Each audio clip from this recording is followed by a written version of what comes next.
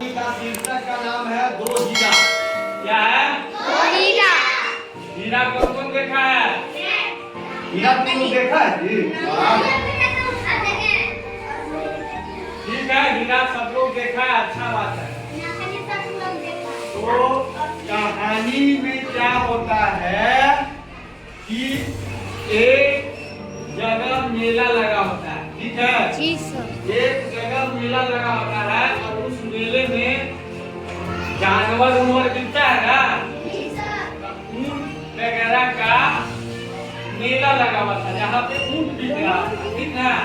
और व्यापारी लोग कुछ बेचने वाला भी जाता है और कुछ खरीदने वाला भी जाता है। तो उस मेला में जहाँ ऊंट बिक रहा था वहाँ एक अमीर सेठ जाता, अमीर सेठ राजा, ठीक है? अच्छा व्यापारी जाता है ऊंट लेने। तब व्यापारी जो ऊंट बेचने वाला होता है उसे कहता है कि ये ऊंट कितने का है? तो बोलता है 2 लाख रुपया, ठीक है? एक बार में 2 लाख रुपया गिन के और दे देता है, ठीक है? ऊंट लेके आ जाता व्यापारी घर। तब घर पे जैसे ही उतरता है तो ऊंट जिस पे बैठता है तो उस पे बिछावन ये सब बिछाया हुआ रहता है, लकड़ी का एकदम अच्छा सा गद्दी बनाया हुआ रहता है और उसपे मखमल का चादर उधर बिछा हुआ रहता है ना। तो उसको उतारता है, नौकर उतारता है, समझा? और नौकर उतारता तो देखता क्या है कि सीट के नीचे एक थैला रखा होता है, ठीक है? और थैला जब खोलता तो देखता इसमें तो हीरा है। तो वो एकदम आश्चर्यचकित होता है, वो दौड़ के जाता मालिक के पास, मालिक मालिक इसमें से तो इस बैग के अंदर से तो हीरा निकला। वहाँ पे जब मैं उतार रहा था इसका गद्दा तो उसमें वहाँ पे बैग रखा होता और उस बैग में ये हीरा है। तो कहता है तो कोई बात नहीं, जिससे हम खरीदे हैं ना वो उसी का ये हीरा रहा होगा, तो हम इसको लौटा देते हैं। तो नौकर कहता है क्या मालिक आप भी एकदम मूर्ख आदमी, ये तो वो तो बेच दिया, अब ये आपके पास आ गया तो इसका चीज आप ही का हो गया, अब उसको कहाँ लौटाइएगा? हीरा जहाँ करोड़ों का था उसको क्या हो गया? नौकर को लगा कि मालिक तो बुर्बक आदमी है, मूर्ख आदमी है, ये लौटा देंगे तो इनको कुछ फायदा होगा। तो मालिक ऐसा नहीं किया, वो जिससे लिया था ऊंट उसको लौटाने मेला में गया, ठीक है? तो मेला में ऊंट वाले को खोज रहा था, बहुत खोजा मिला नहीं, फिर फर्क आ गया तो फिर देखा अरे वो तो ऊंट वाला मालिक दिख गया जिसका पहले ऊंट था, उसको बुलाया, बोला क्या बात है?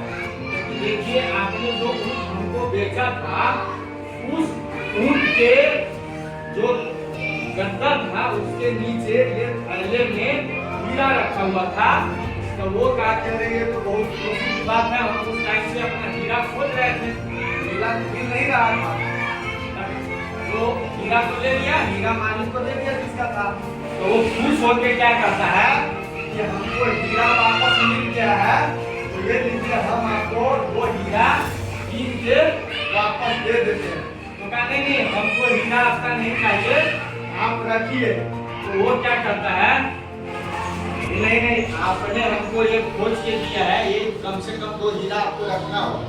तो वो फिर कहता है कि 2 हीरा तो हम पहले ही से निकाल लिए, ठीक ना? तो वो आग बबूला हो गया, एकदम गुस्सा हो गया अंदर। ये बताओ तो अभी से अपना ये मेरा हीरा निकाल के रख लिया और बता नहीं रहा था। तो वो फिर गिनता है, अपना हीरा गिनता है, अपना हीरा वो गिनता है, तो देखता हीरा तो पूरा है, तो ये निकाल किसे लिया? तो बोला कि हीरा तो पूरा है, आप कह रहे हैं कि निकाल लिए, तो आप नहीं समझे? नहीं, मेरे पास 2 अनमोल हीरा है जो अभी भी है, एक ईमानदारी और दूसरा मेरा आत्मसम्मान, ठीक है?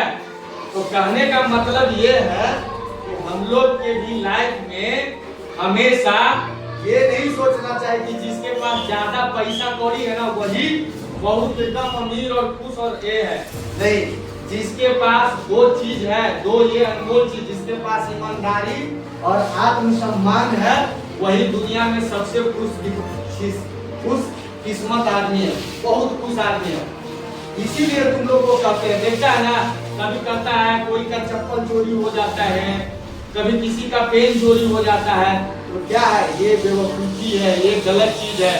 अगर अभी से तुम बेईमानी करोगे तो आगे जाके तुम चोर या बदमाश बनोगे, और उसका नतीजा क्या होता है, पुलिस जेल में बंद कर देता है।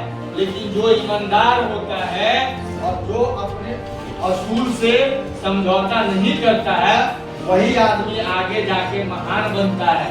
ठीक है, देखा आज के टाइम पे महात्मा गांधी हो गए, भगत सिंह हो गए, सुभाष चंद्र बोस हो गए, लाल बहादुर शास्त्री हो गए, एपीजे अब्दुल कलाम हो गए, ये सब कितने महान व्यक्ति थे, है ना। तो वो अपने से कभी समझौता किए, अपना ईमानदारी और आत्मसम्मान को हमेशा वो सर्वोपरि रखे, समझे। इसीलिए तुम लोग को भी कहते हैं कि हमेशा ईमानदार बनो, कभी भी किसी का 1 रुपया का भी चीज इधर से उधर नहीं करो। अगर तुम्हारा वो चीज नहीं है तो एकदम नहीं, वो मेरा नहीं है भाई, मेरा उस पर अधिकार नहीं है, ठीक है।